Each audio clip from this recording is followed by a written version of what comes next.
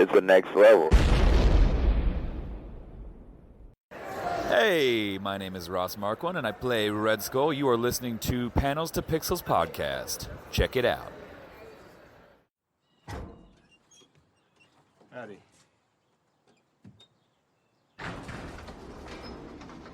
Sorry about the mess. Been a couple of weeks since the last school fall.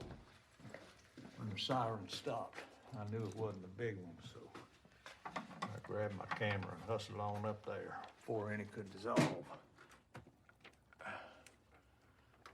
Poor bastards rained down on us from another dimension, probably just as confused as we are.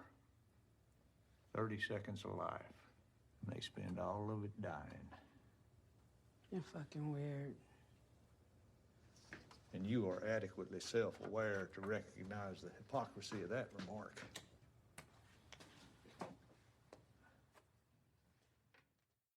Hey everyone, welcome back to the show. I'm Mark. And I'm Steve. And this week we are discussing Watchmen Season 1, Episode 4. If you don't like my story, write your own. Some of these titles are pretty good. Some of them are really long, and but this I really like this episode. It's just we talk about this with other shows. I think that there's a lot of these episodes that are definitely set up episodes for other things. Yeah. And that's what I felt like this was. I felt this was a lot of setting up things for what's coming, and which is okay. And which it's okay for episode 4 to not be, knock it out of the park for us. I think that those first 3 were so good that it just kind of, so what did you think of the episode just first off? Definitely it was a setup. A lot of surprises here and there. Definitely, from what I think about it, a good backstory and a lot of alluding to plots of other characters within the episode that were going to be set up for later, which I'm really intrigued about, and we'll get into that when we talk about this within my notes. I'm loving the idea of hidden characters that were right in front of us, and then also characters that we actually have seen, and then next thing you know, out of the blue, wait, he could walk? Things like that, things of that nature. Or this new character that comes in, but we've only heard about, and we get a little bit more information based upon that person. Yeah, we're getting layers on some of these other characters. Like we're learning a little bit more about Angela's husband. We learn a little bit about Wade, about Looking Glass. We get these kind of deeper insights into these peripheral characters that are really kind of intriguing. And part of me has something in my notes about Angela's husband that I'm not sure how to approach it. I don't know if I want to get into it or not on the podcast. I'll get into that in my notes, and you'll just elaborate, because I think we're on the same page with that one. Well, why don't we get started with our top 5? Yeah. And why don't you start this week? I think I started last week. Sure.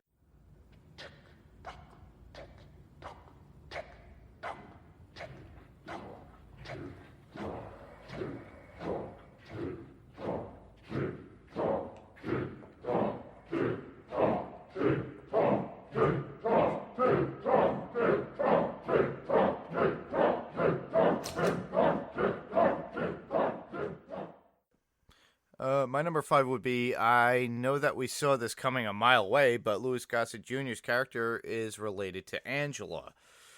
That I loved. I really loved the idea for the fact that we have somebody, and he seems to be, 105 is what he at said. This point?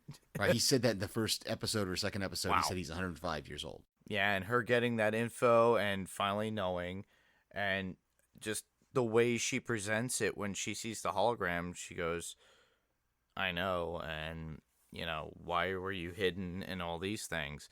That was something I needed to see. Sorry, I know it was kind of plain as day, but we needed to see that interaction and her accepting of, hey, this character is, my relative, and long-lost relative, too.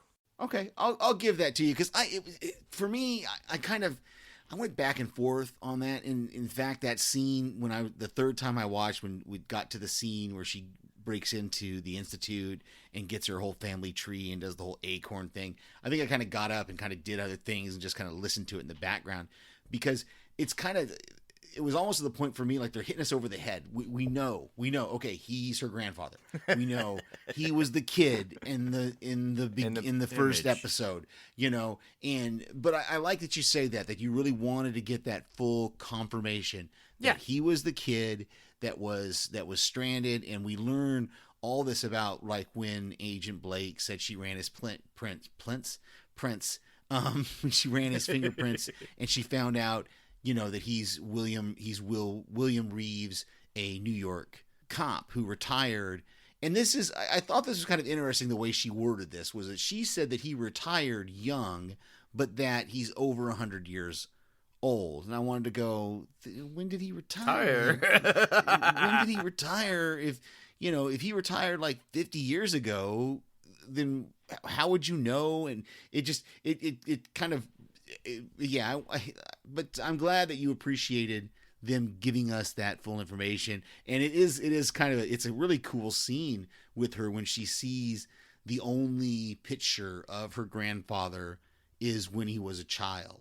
And she says, I know where you are. In 100 years, you're going to walk back into my life and mess everything up. So I really like that as she's talking to it and stuff.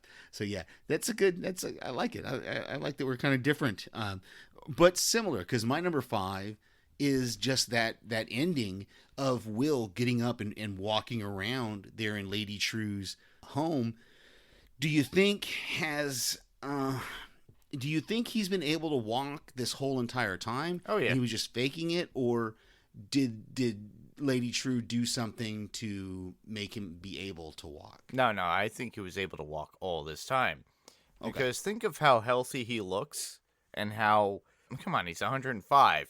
Yeah. He's got his mind, he's got his wit. So my feeling is that I think the character himself has some sort of ability in some way. And I'm not saying he's superhuman in some respect, but I think he was able to overcome a lot in comparison to most people. And that makes him super in some ways. So maybe he just uses the wheelchair to kind of disarm people around him so that they kind of think he's weaker than he actually is. Okay, I'll go with you on that. That could be true. It struck me as strange to see him walking around. But now that you say that, the more and more I look back and I think about things that he said and things that he's done and things that we've seen him do or we've not seen him do, that indicate that, yeah, he's probably been faking it since the beginning. That he really, or for other people too, because it's a great ruse. Because he's 105, he could walk around with no problem. Absolutely. Okay, all right, I'll give that to you. You got it. That would bring me to my number 4, which would be Lady True and all that she does. She owns everything Adrian Veidt has now, so now she is asking for more land from people? What is up with that? I'm liking the character, but she has some sort of ulterior motive, I think, deep down. But what really is it?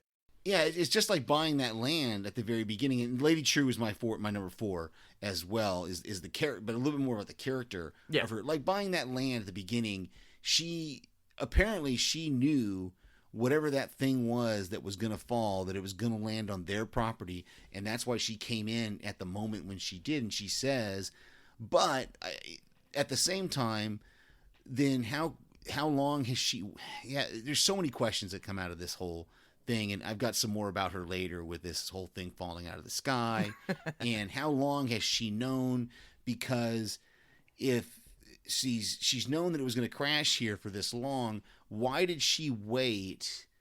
Because she made that baby, and I don't know how long it takes to incubate a baby, but incubate or clone a baby or whatever she did to make that baby happen. So obviously, she found out this thing was going to crash. She knew when it was going to crash. Yeah. And so she goes and makes this baby, finds out this information about this couple, finds that they tried to do fertility stuff. And then so she makes a baby so that she can buy the house. But instead of coming like earlier in the evening and just buying the house. Why the theatrics of you have 3 minutes to make this decision? Yeah. And then, because what would she have done if they hadn't signed the papers before that thing crashed? Then it would have been, because that's what she says at the end as they're leaving after the thing crashes. They're walking away from the house and they go, "Oh, what is that?" And she says, "It's mine now," because it's now her land. Yeah. So it just kind of, it struck me the third time I watched it that I kind of was like, why did she wait until there was only I think like 3 she minutes? knew something. I really think she. Oh, she obviously she knew something. She knew something and was tracing that, and when it was going to be projectiled down to Earth, and decided, all right, I'm going to give these people like some sort of ulterior plan to just can me over their land because I need it for what I need to do. And where is it coming from? It's just the obviously theatrics of we the know whole the 3 minute space junk thing. is like the crash from the end of the last episode. When we see Silk Spectre 2 and she comes out, sees the car crash, but obviously but these are two separate crashes. separate incidences. Yeah. Right. But I'm a little. It's just the whole 3 minutes thing that just, and I guess for the plot of the show, and they wanted us to have this, just see this character of Lady True, which I do love. I love the character. Don't get me wrong. I love the way she speaks. I love the way she talks. I love everything, the whole conversation that she had. But the more I think about it, the more I go, why 3 minutes? Why not 5 minutes? Why not an hour? Why not a day? Or a day. Why come get these people in the middle of the night or whatever time it was they're just going to bed? Why wait until 3 minutes before the thing is going to crash? Yeah. When if you gave them, maybe it was one of those things where she didn't want to give them a lot of time. She didn't want. That's what I was thinking. Because then they're going to think about it. And they're going to go, well, wait a minute. How long have you had this baby? How long have you known you wanted her? Okay, I can see now. I'm starting to talk back into that. I'm okay with the whole 3 minutes thing because she didn't want them to think too much about why she's wanting to buy this land all of a It's sudden. basically a forced decision that she's giving them, putting them in a particular moment. Hey, here, and I need this right now.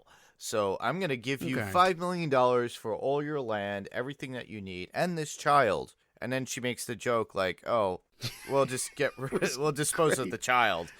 I'm just kidding. We'll let it be adopted. And I'm like, what the hell? But, I love that joke too, but I also love the kind of sinisterness that she puts to it. Because when she tells them, no, obviously I'm not going to kill a child, but he'll never know where he came from. Yeah. And she says that very pointedly because that was the whole thing that she's been talking to them about is legacy, is about leaving this legacy behind, and that you don't have children, you're not going to have a legacy, so here is your legacy. Yeah. So, okay, I'm back on board. I turned you. You turned me around on that in just that 5 minutes there. Okay.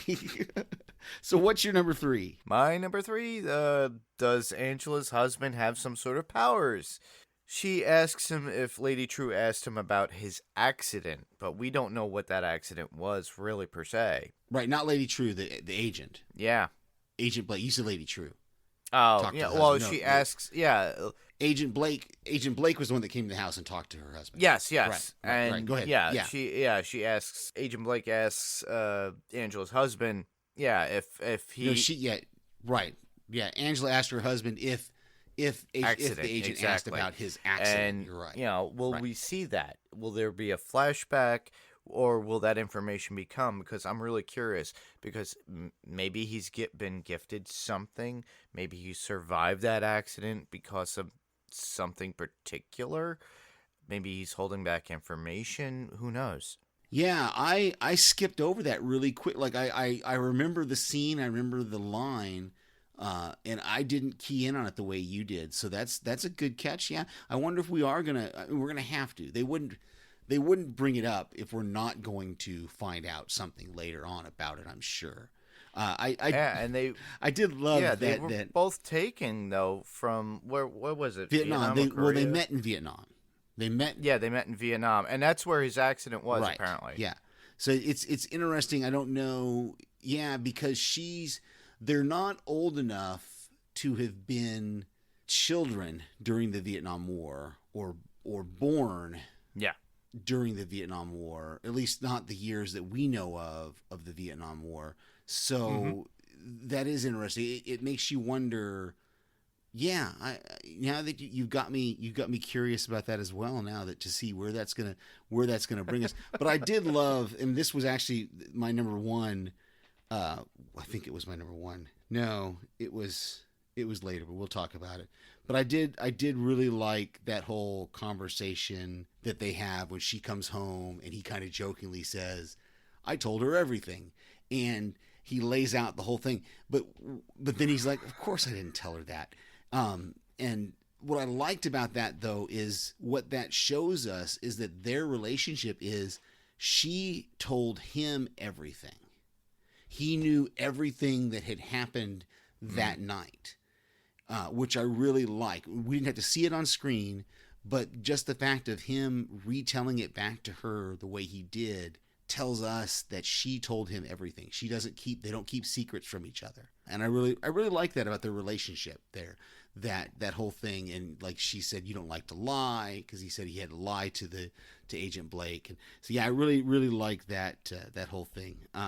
My number 3 was a little bit confusing to me, especially, and I paid close attention to it the third time I watched because I wanted to make sure because my number 3 is just Angela coming back to the bakery. She cleans up all the evidence that Will had been there. She cleans up all the surfaces that he touched, because he grabbed the egg out of the boiling pot and that kind of stuff. She cuts up his wheelchair, and she actually throws we see her throw the wheelchair off the bridge. She does all of that before Agent Blake tells her that they found Will's fingerprints in her car. And so I was a little confused about that either she was just being, proactive and like she knows they're going to come after her and search the bakery, and so she gets rid of all this stuff. Like I think editing wise, I wish they would have done the reverse. I wish they would have showed, her doing all that stuff after Agent Blake told her that they found the fingerprints, because it just seems. Yeah, but they did. I think they did it in sequence for the fact that she didn't know, so she just did this, and then Agent Blake does. But I didn't think we get I don't think we get anything like on Angela's face going. No, oh, like a sigh of relief. No, and it's just a minor story point that just bugs me, and I can understand. Yeah. And it's probably nothing they're going to have to explain down the road. It just was one of those, it just kind of bugged me that she would go to all those lengths to get rid of the evidence that he had been in the bakery before she found out that they found his fingerprints. That's just kind of the third time the first couple times I watched it, it didn't even register to me that she was doing all that before finding out that his fingerprints had been found in the car. And it wasn't until the third time that I went, wait a minute. Why is she cleaning all that? Like, why is she being so thorough? Like, I can understand cleaning up the eggs. I can understand kind of maybe cutting up the wheelchair because you don't want that evidence. But the extent that she went to erase his any evidence that he had been in the bakery, that's what it just struck me as strange. That she would go to that great length before she knew. It was. But I would have totally bought it if Agent Blake had said, "Oh, we found these fingerprints in your car," and they go to this guy named Will, who was a detective, and all this, and then have her go to the bakery and do all that cleaning and cut the wheelchair up and throw it off the bridge. Then I could have followed that logic a little bit better.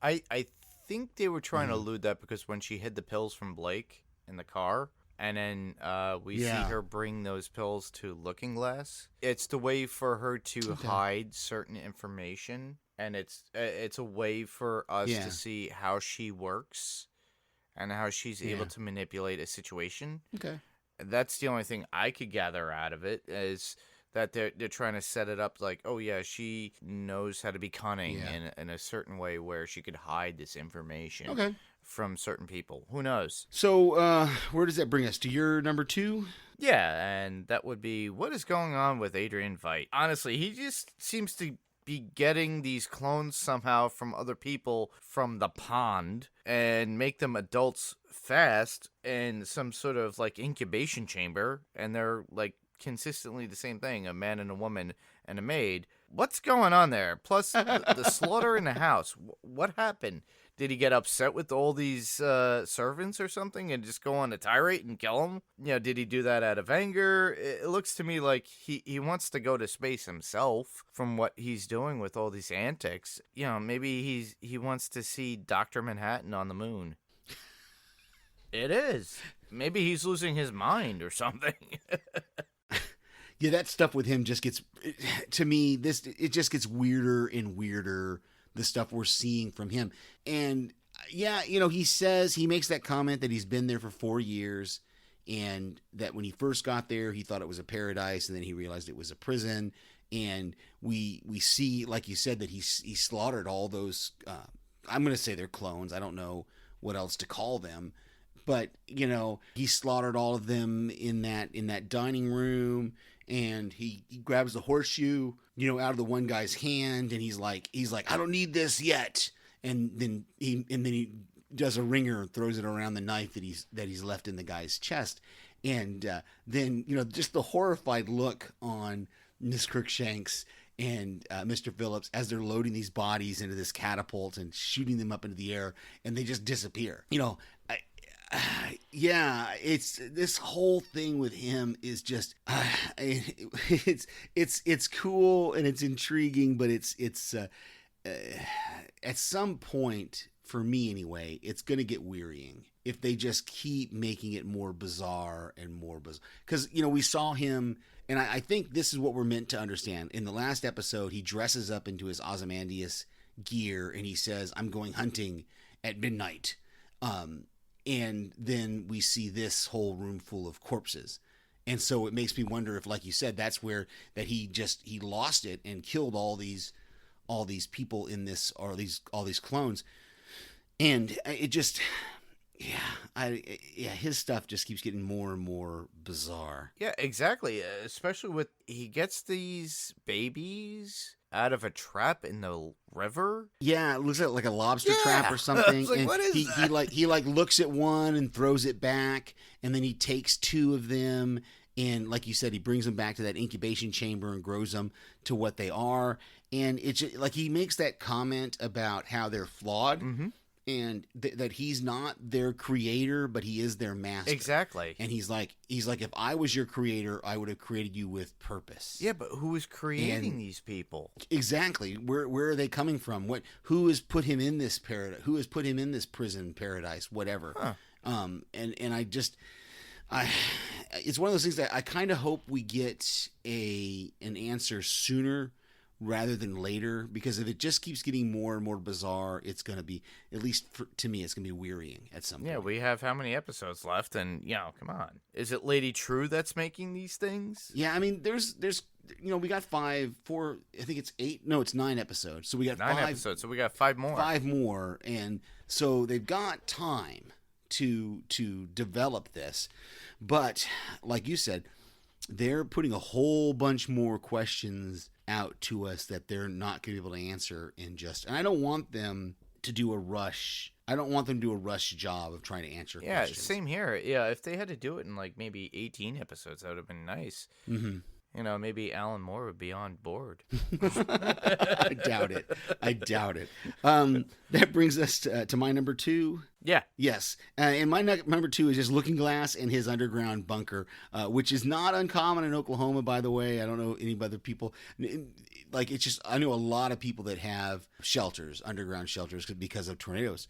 So it's not uncommon for somebody to have one of these things in their backyard. His looked to be a little bit more elaborate than the ones that I've seen. Yeah, usually it's like a door in the ground and you go down inside. This was like and usually slightly above and goes down. Yeah, usually they're just one kind of space that you're only meant to stay there for a few hours. He looked like he had a bed in his, and so his might be set up for a little bit longer of a time. He talks about how the squids dissolve after a certain amount of time, and I thought that was really an interesting point to make. Oh, so even though we saw people cleaning something up, so maybe they clean up whatever they dissolve into. Maybe they dissolve in like some sort of a powder or something. But the only thing that I will have to admit that I took a little bit of offense to is him implying that every white man in Oklahoma is a racist. I'm a little bit offended. Yeah, that's a little bit out there and outlandish. Come on, I'm just like, I don't think everybody is. Obviously, we have them. Obviously, 1921, there were even more. So I'm not taking anything away from that. It was a little bit. It took me aback. The first time he said it, I was like, "That's what? Screwed up." Yeah, that's a little messed up. But yeah, I was like, man, I'm a white man in Oklahoma. Does that mean, Oh, I know. So... It's absolutely ludicrous. I think with that, that's like it's just like assumption, and it's like I think that's maybe that right winged attitude. It's a little bit of that, it's I'm sure it was said in a tongue-in-cheek kind of way as well, so I don't think he was being totally serious about it, but I hope not. We'll see. So I loved we saw that trust between him and Angela, very much like a cop and partner kind of trust between the two of them, that she's going to gives him the KKK outfit that she found in Judd's closet to hide from the FBI woman. She gives him, like you said, she gives him the pills to get tested by his ex-wife and not to be tested at the station, all that stuff. She's really putting a lot of trust in him as far as these things that she doesn't want the FBI to find out, or doesn't want other people to find out. Yeah, definitely. I'm curious to know if Looking Glass knew John Goodman's character from Cloverfield, though. We'll have to see. He's got a bad acid in there somewhere. Yeah, exactly. Yeah, that Cloverfield movie with Mary Elizabeth Winstead and John Goodman. Yeah, exactly. So what's your number one? My number one would be I just love the Beethoven 7th Symphony for Adrian Veidt for this episode. That music is done within 4 modes within the music. Where are we within the show with these movements? Where are they going with this? I have so many questions because it's not the first time we've heard a Beethoven symphony regarding Adrian Veidt. So I'm curious if the music is in reflection of what he's doing. So, or am I thinking it too much into this? I guess let them eat cake, I guess, because that's what he was doing during that time he was trying to kind of droning off. If you looked, he took that slice of cake, and I think that slice of cake was in the dining room where the slaughter was. Yeah, I'm not sure where he got it from at that point, but that's the same. We've seen him eat that same kind of cake throughout the whole thing. So I think it's just that's what his food is for whatever reason, which is kind of weird, but it is. But yeah, I'm curious about these, because it seems to be a staple for Adrian Veidt for Beethoven to be some sort of music anecdote for him. And I'm curious to where it's going to lead. Right. There's got to be a story behind that in some way. We'll see. So many questions. My number one is to go back to that meeting with Lady True and all the things. We've already talked about some of the things that we saw there in her kind of greenhouse Vietnam feeling area that she was in. We get her daughter, and she knows Angela's relationship with Will. Obviously, we talked about that at the end of the episode. Has Will is there in her house. The daughter knows that Will is there. There's this statue of Adrian Veidt, but it's the old Adrian Veidt. It's the Adrian Veidt that we're seeing now in these other scenes. And so it just so many questions that come up, and then also the speculation of whether her daughter is a clone Of herself. because she's of herself, because she's having these memories and having these dreams. And so it's this episode just filled us with a whole lot of questions that I don't know if we're going to get answers to them anytime soon. Nah, I'm hoping we get some, but I have a funny feeling the ending episode of the season will unravel everything. And if they, I hope they don't wait that long. I really hope they don't try to do this all. This is the problem. One of the problems that I had with Lost is them trying to wrap everything. And the X-Files did the same thing. Yeah. If anybody's an X-Files fan, they try to wrap everything up in one episode. I don't want them to do that. Don't rush to. If you need to leave questions out there for us, leave some questions out there for us. But please do not rush into answering these questions. Don't leave us hanging on a lot of them either. But at the same time, I don't want to get to I don't want the last episode to be a bunch of, because the only way they could do it is a bunch of flashbacks. yeah, which to I don't want to see previous- either. Yeah. I don't need to see that. Yeah, So, not like a 2-hour, hey, this is what happened and this is what you missed. yeah, this is what was going on in the background while, this is the sleight of hand. This is the magician's trick we were showing you, to where this is what was going on in the background when you were looking at the foreground stuff, Yeah, I really wish they would bring it out little by little. Yeah. And then by the time we get to that ending episode, we see what the ultimate outcome is. And Yeah. I think it's going to be some sort of standoff between Dr. Manhattan, True, and definitely, who else is involved? Sister Knight, Will. Angela Abar, and Will. Yeah, as I say, there's a whole lot of things we've got to have to get wrapped up here. And we haven't even seen Dr. Manhattan yet, so Yeah, I don't know. It's just an if we're illusion, gonna- I think. Mm-hmm.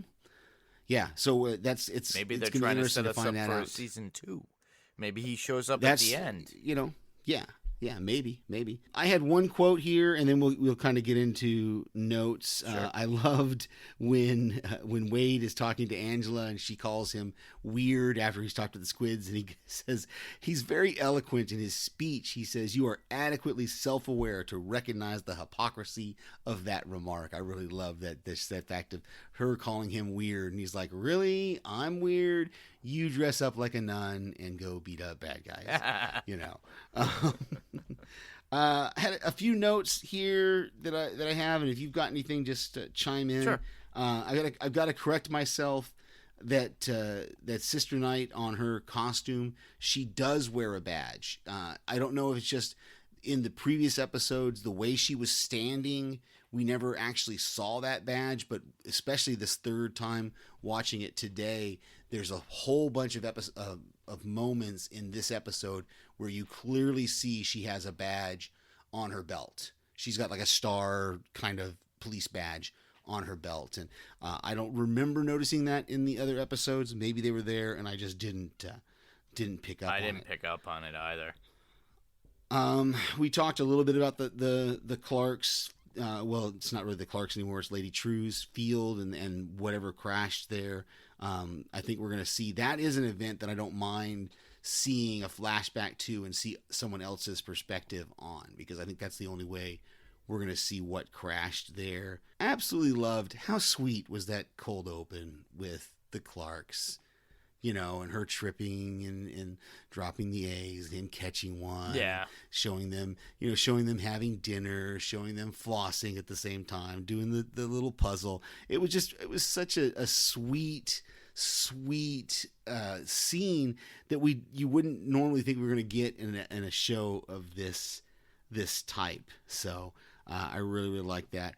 I don't want to talk a lot about it, but it kind of surprised me. And I don't think I've seen any other show take this direction with the scene there when the kids are saying that Uncle Judd is in heaven, and Topher is saying no, he's not. And Topher being very, I don't know if you noticed, but being very cold and he was very direct in his statements to them, and very unemotional in the way he was responding to them And then, of course, Angela's husband just very clearly coming out and going, well, heavens pretend. And Judd was nothing, and then he was something, and now he's nothing again. It really surprised me that they went to that kind of philosophy about life and death and heaven and hell. And then I thought it was interesting that Senator Keene almost broke protocol when he called Angela by her name there in the police station, and he thanked her for saving his life when she wasn't in costume when she saved his life. You know, she didn't even have a mask on when she saved his life. And so if anyone was within earshot of that, they would suddenly know who Sister Night is. And I thought that was a little interesting that he's the one who set this stuff up for the police to be able to wear masks, and he's now breaking that kind of rule. So anything else that you had from the episode?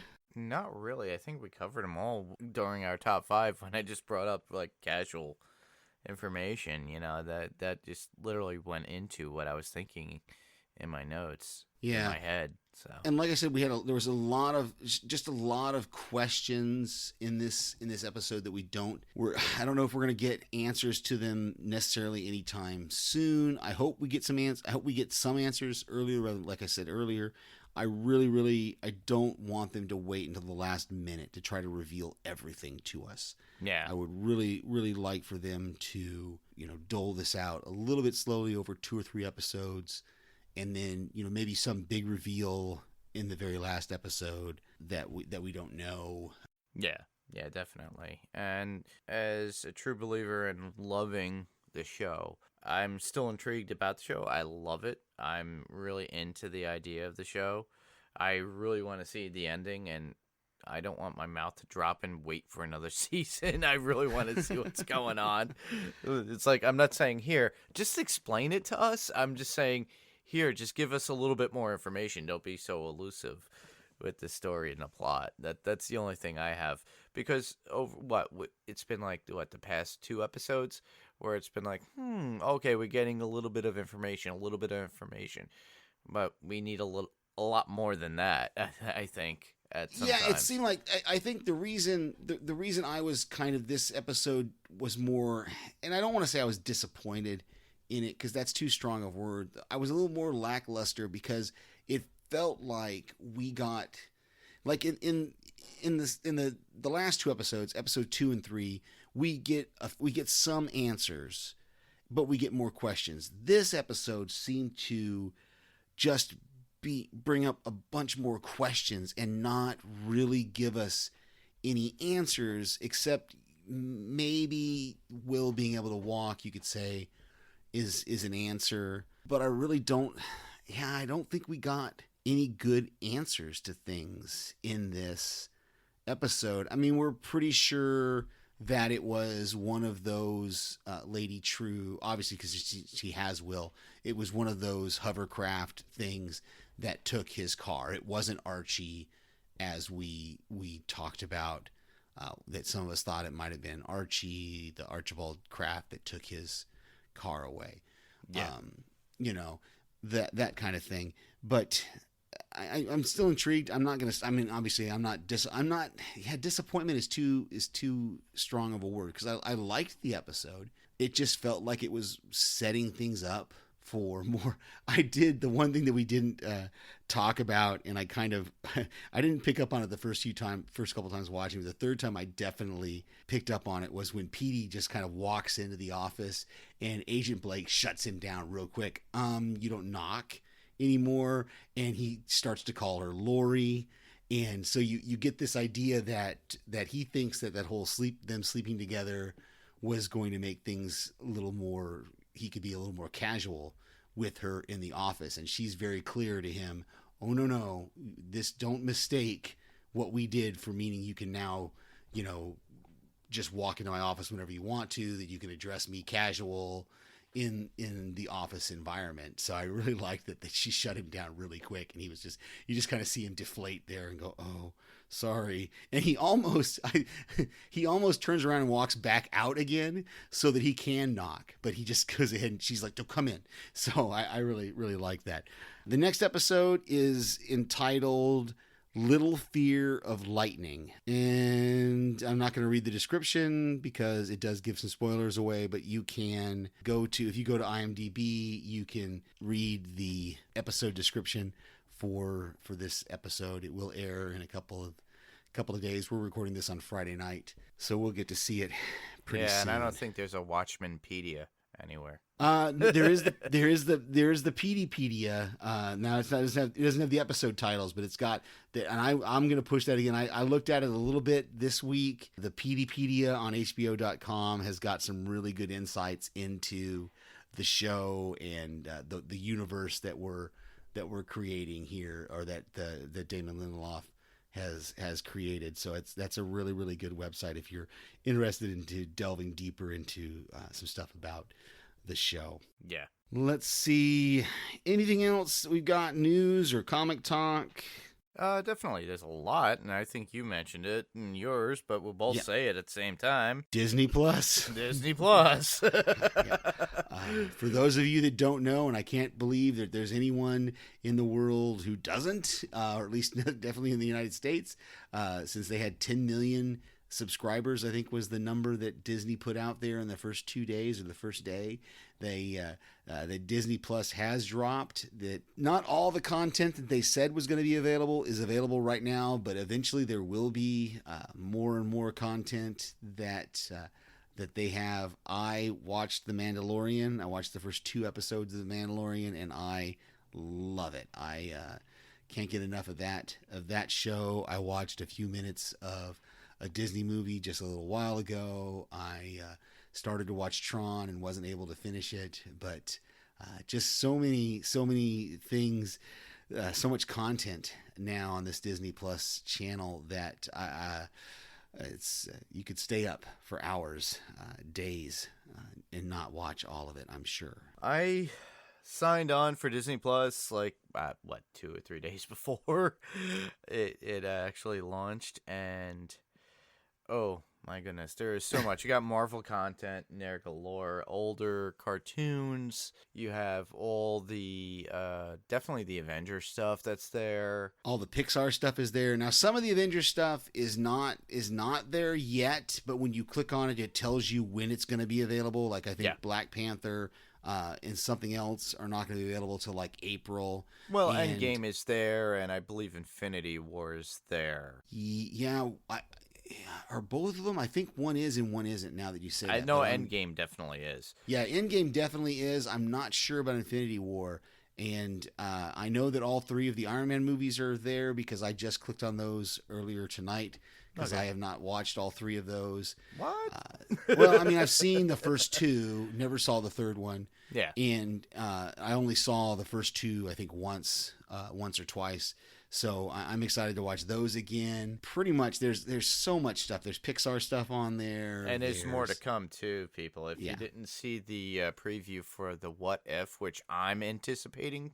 I'm excited for that one. Yeah, we're going to get, what was it, Captain Carter, which is literally Captain Britain. Okay. And it's Peggy Carter given the super soldier serum in his What If version. Okay. And we do get Steve Rogers, so we got Chris Evans doing his voice for Steve Rogers as well as Haley Atwell. And yeah, they reprise their roles, but it's in cartoon form, so we get those. Yeah, that is the one thing that I want to mention in case anybody does start to watch The Mandalorian or these.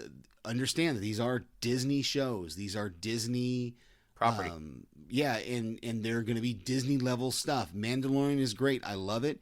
It is not super violent. It's not bloody. It's got some action sequences. It's got some good fighting and some really cool things in it. But understand that it's a PG rated thing. So you're not going to have the Deadpool blood and guts. You're not going to have the swearing and that kind of stuff. So it's going to be a little bit toned down for those that are expecting something a little more violent. But I liked it. I liked it a lot. I loved the first 2 episodes. I finally got to see them. The first one, good. I saw the first one I think 3 times that same day when it came out because I was doing. I think we did 5 installations of TVs that day, and I had my phone and I was on the client's Wi-Fi, so I was able to broadcast it from my phone to their TV. So they're like, "Oh wow!" I was like, "She Yeah. goes, we don't have Disney Plus." I said, "I do." She goes, "Oh, I want to see this." So we watched it at least a good 2 or 3 times, and then Yeah. I came home and I watched it, and I was floored, and Yeah. I loved it. I've And watched the first episode twice. I watched the second episode earlier today, and I'm excited to watch the second episode again. again, yeah. Yeah. I'm looking forward to it. The Mandalorian really has intrigued me. I love the idea and the thought of it. It's definitely a different character. It's not Boba Fett, so at least it's a different story and take. And this does, if you guys don't know what we're talking about, it takes place after Return of the Jedi, at least 5 years after, and it's based upon the Mandalores that are on a moon planet that apparently were in battle Yeah, with the Jedi, and they have their own armor, and then they became bounty hunters just like Boba Fett. Yeah, there's a whole thing, and I'm sure we're gonna get more of it as the season progresses. Maybe about the tribes and the guild and that kind of stuff. But it is really good. I like I said, I'm really enjoying it. And I don't know a lot of the other. I know that I think one of the podcasts I was listening to today mentioned that the Mandalore stuff is in Clone Wars, the Star Wars Clone Wars cartoon. That they have some history in there. Right. So, right. Yeah, there's So, a lot, and the Clone Wars show is actually on Disney Plus as well. So if you want to just jump into all that stuff before you get into the Mandalorian, I suggest it. Yeah, but you don't need to. You don't need to. It's a great standalone. It's series. great. Yeah. But to continue on with What If, the other story that they gave out, which I love, and I recommend this to everybody else. There's a Marvel Zombies that's out there, and it alludes to the zombie world, which is an alternate realm or alternate universe within the Marvel universe that comes to Earth 616, and the preview shows a zombified Captain America against a Winter Soldier. So awesome. I love that comic book in the 80s, and love. I don't think I kept any of those issues, but I wish I had, because that was some great comic book stuff. The What If, being able to see kind of a different take on all of our favorite superheroes. Like, one of the ones that stands out to me was what if Mary Jane had been bitten by the spider instead of Peter Parker? That was a What If comic. Yeah. They would always do, every once in a while, every few years, they would do a kind of funny one, and one of the ones was, what if everybody who was a member of the Avengers was always stayed as a member of the Avengers, and they had this 2-page spread of Captain America saying Avengers Assemble, and just like everybody coming, every hero from the Marvel universe on this 2-page spread is all converging on this one place, because they had all stayed as Avengers. So I'm excited There's for so the What much, If. Yeah. A lot of content coming up. Yeah, so I always recommend all those What If comics to everybody, because if you read all the other comics, you're like, oh, I'm bored of this. Hey, what if the Beast and the Thing from the Fantastic Four both continue to mutate? What if Gwen Stacy never died? There's a slew of others. What if the Marvel bullpen had the Fantastic Four's powers? What would that be? You think of Stan Lee with the Human Torch fire ability. It was a great, like I said, it was a great comic book. I'm looking forward to the cartoon. And so Disney Plus is definitely, and if you are a Hulu subscriber, they do have. If you are already a Hulu subscriber, they do have a bundle. That's what I did. I had to wait until Tuesday to actually do it, but I've bundled my Hulu and Disney Plus together now, so I have all of that same content that I always had, and I'm excited for it. Yeah. I have one podcast recommendation that I want to make, and that is House Podcastica. It is on the Podcastica network. They are covering The Mandalorian.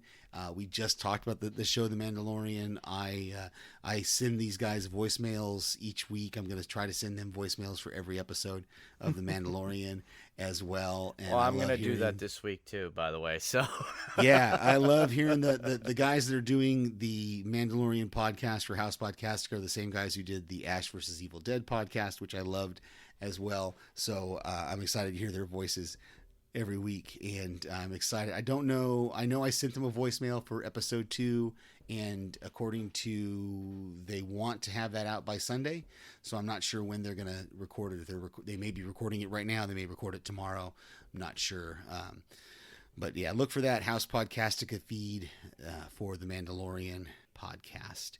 And of course, we always recommend everything on the Next Level Network. We also recommend anything that's on Talk Through Media. Talk Through Media's got a lot of things coming up that they are going to be doing, especially after the new year and after Picard, the Star Trek Picard show starts, when Star Trek Discovery comes back. Talk Through Media is going to be going strong. yeah, definitely. And you want to tell us where we could be heard? Absolutely. If you want to submit your feedback, you can hear us. You can submit feedback also, but you can hear us on Spotify, Google Play, Apple iTunes, or whatever podcast player of choice that you use. And if they allow you to give us a rating, we would love to have a 5-star rating. If they give you the chance to kind of write something in there and they let us know about it, we will read it on the podcast as well. You can check out our website at panelstopixelspodcast.com. That will redirect you to our Facebook page, where we love to interact with our listeners on our Facebook page. I see every week we have new views, not lots of new likes and things. We've not got a lot of comments, but if you want to comment, please do so. Go to facebook.com/panelstopixels.